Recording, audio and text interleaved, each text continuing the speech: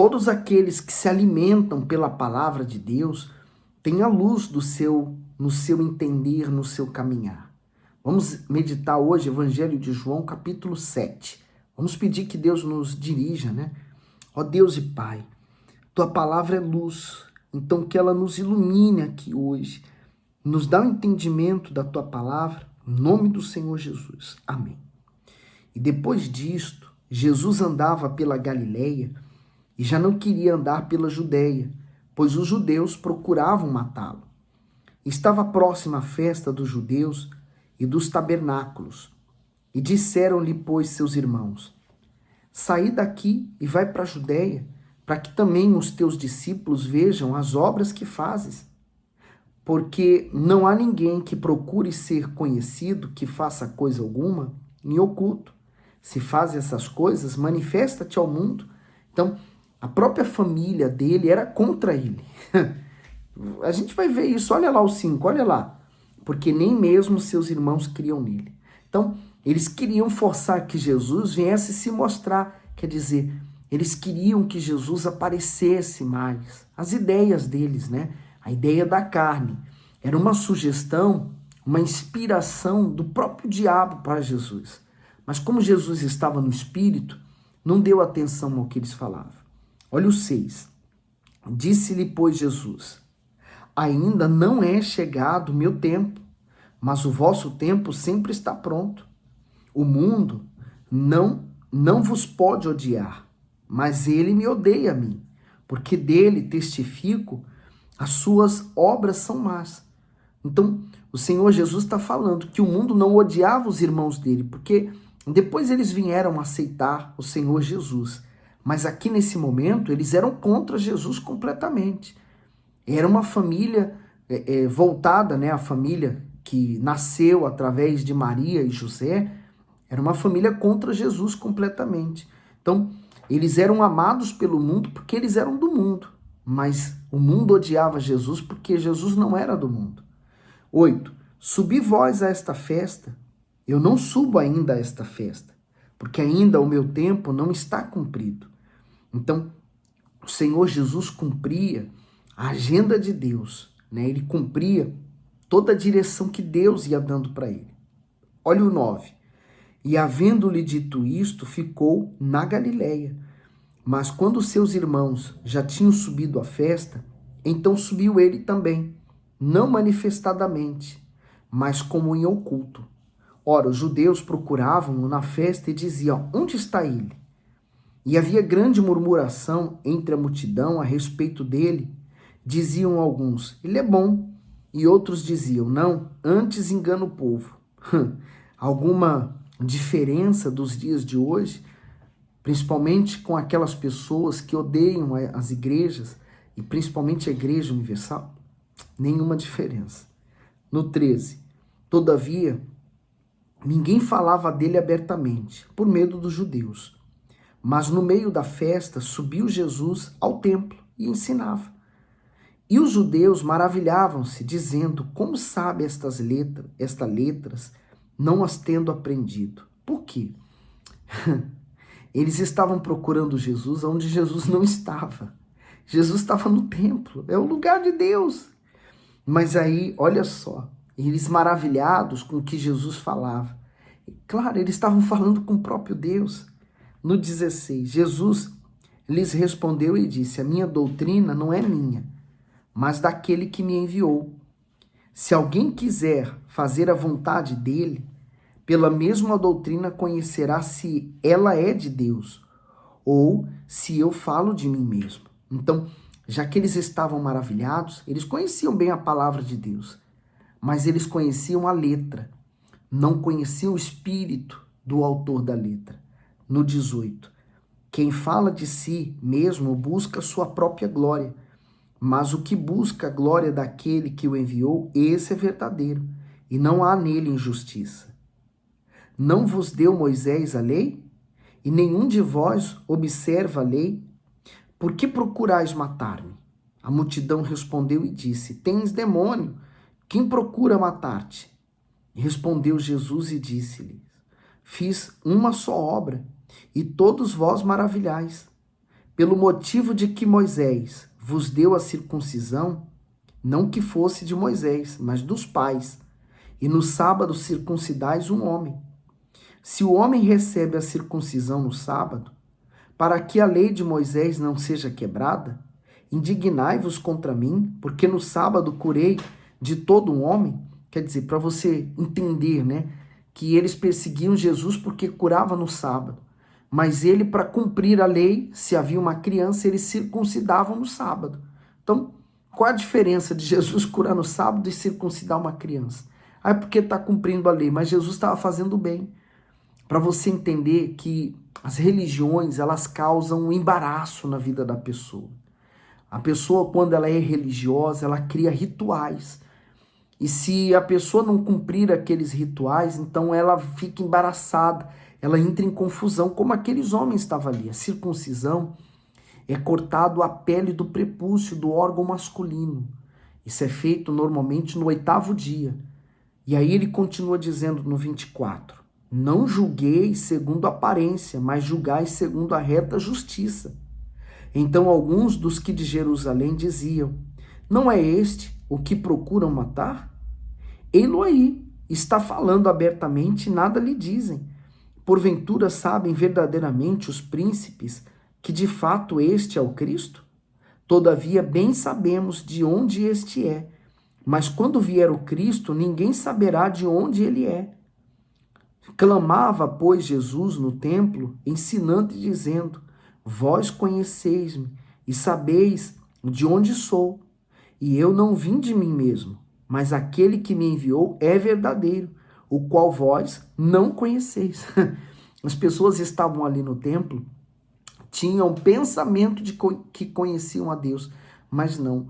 Nos dias de hoje não é diferente. Pare e pensa.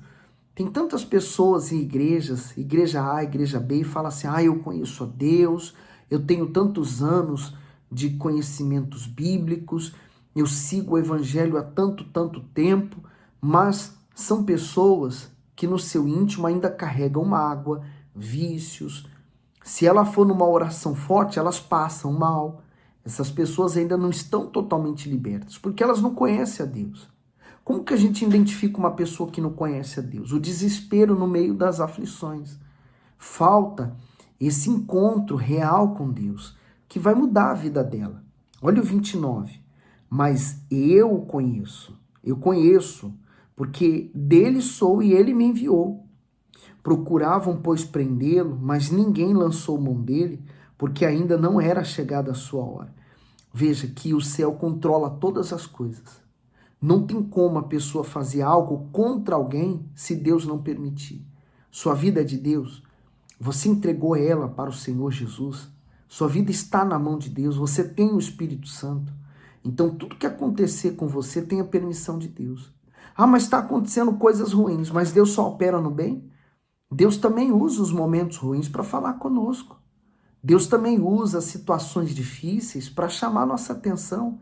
Às vezes, a única maneira que ele achou de chamar nossa atenção foi fazendo a gente sofrer, levando a gente a uma dor que também nos levou aos pés dele.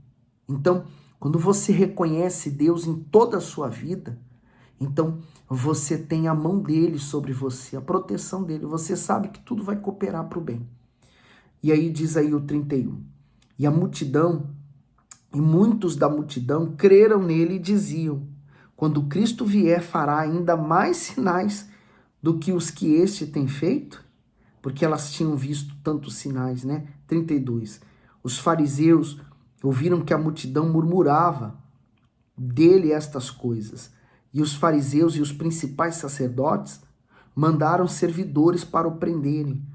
Disse-lhe, pois, Jesus, ainda um pouco do tempo estou convosco, e depois vou para aquele que me enviou. Vós me buscareis e não me achareis, e onde eu estou, vós não podeis vir. Disseram, pois, os judeus uns aos outros, para onde irá este, que não acharemos? Irá porventura para os desertos entre os gregos e ensinará os gregos? Que palavra é esta que disse, buscar-me-eis e não me achareis? E onde eu estou, vós não podeis ir. Quer dizer, eles ficaram confusos. Eles não sabiam, né? Quer dizer, eles só enxergavam as coisas aqui da terra. Esqueciam que existe um céu, um Deus que controla todas as coisas. No 37. E no último dia, o grande dia da festa, Jesus pôs-se em pé e clamando, dizendo: se alguém tem sede, venha a mim e beba. Essa palavra aqui, essa afirmação aqui, Jesus está gritando todos os dias. Se alguém tem sede, venha a mim e beba. Todos os que estão sedentos. Esse mundo não pode saciar a sede do ser humano. Só Jesus. Por que você acha que a depressão, ela assola e tem assolado cada vez mais pessoas, entre jovens e adultos e velhos? É justamente a ausência dessa água. Olha o que o Bispo Macedo diz aqui, ó.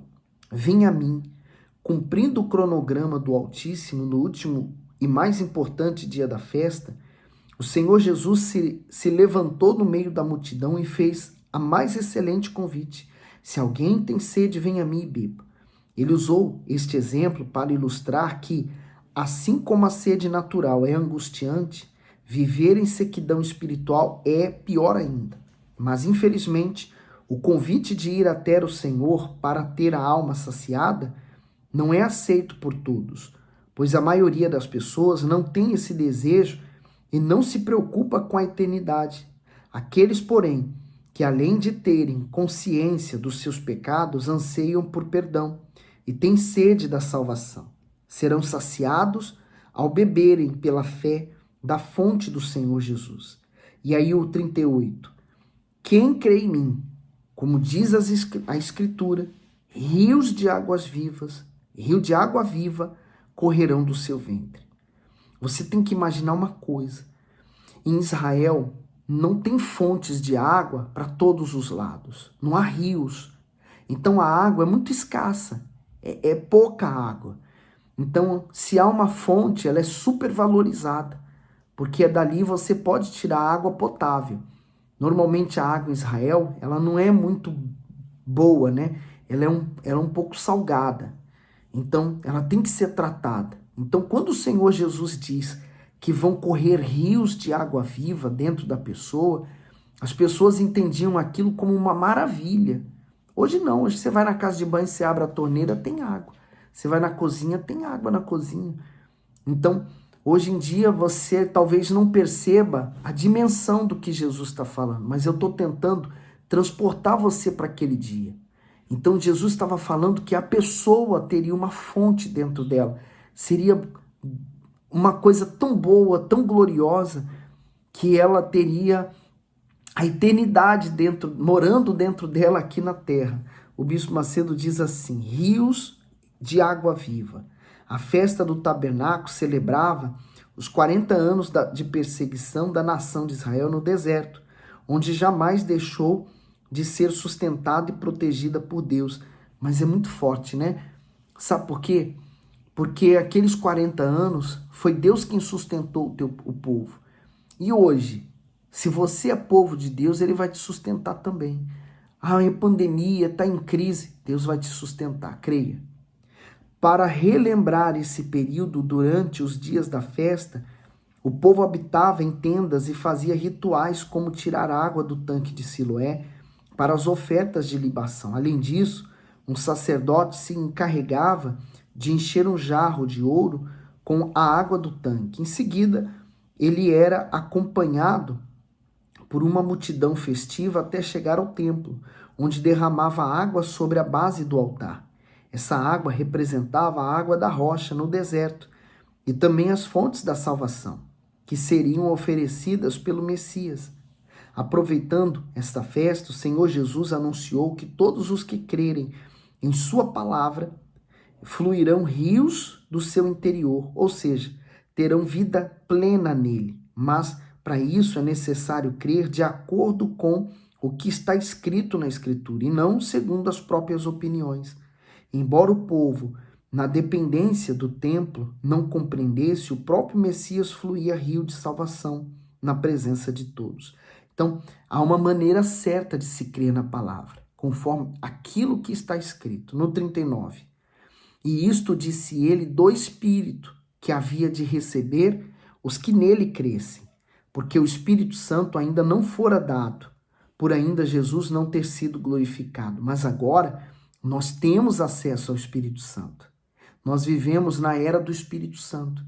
Naqueles dias em que os religiosos, as pessoas viviam e viam Jesus, eles estavam vivendo a era do Senhor Jesus, o Filho do Homem, mas não creram nele, desprezaram ele. Veio a era do Espírito Santo e tem gente que está vivendo como aquele povo no passado, está desprezando o Senhor Jesus. Olha o 40.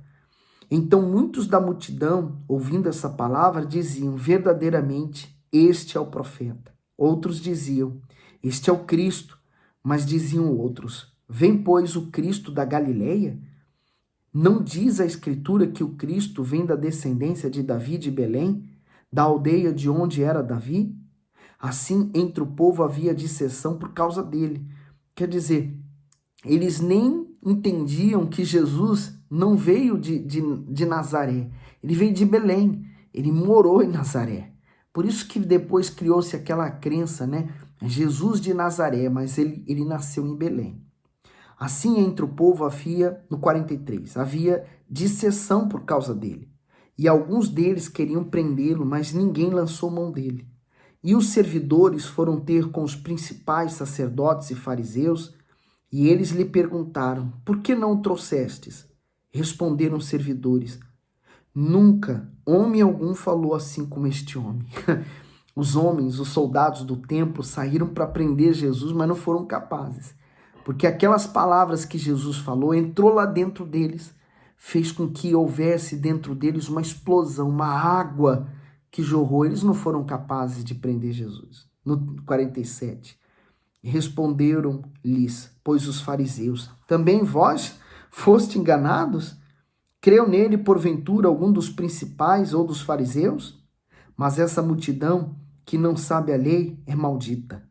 Nicodemos, que era um deles, o que de noite foi ter com Jesus, disse-lhes: porventura, condena a nossa lei um homem sem primeiro ouvir e ter conhecimento do que fez? Responderam eles e disseram-lhe: és tu também da Galileia? Examina e verás que da Galileia nenhum profeta surgiu, e cada um foi para sua casa. É aquilo, né? O ser humano faz planos, projetos, e ele acha que está correto. Quer dizer, eles não esperavam, mas nunca teve profeta da Galileia, porque Galileia era o interior. Ninguém acreditava em quem vem do interior. Acontece hoje nas grandes metrópoles. Quem é das aldeias, talvez aqueles que são da metrópole não acreditam nele. Ah, essa pessoa é muito simples. Não, daquela aldeia não pode vir uma pessoa boa. Lá não tem estudos, lá não tem como ele aprender. Desacredita das pessoas, né? Mas Jesus fez a diferença. Você pode fazer a diferença também. Você pode ser da onde for. Você pode ser de uma aldeia pequenininha, no meio do nada. Mas se você ali serve Jesus, você vai ser muito usado por ele. E você vai se tornar um servo do Deus Altíssimo. Mais do que isso, um filho de Deus, uma filha de Deus. Pensa nisso, tá bom? Reflita. Deus é com você. Deus abençoe sua vida.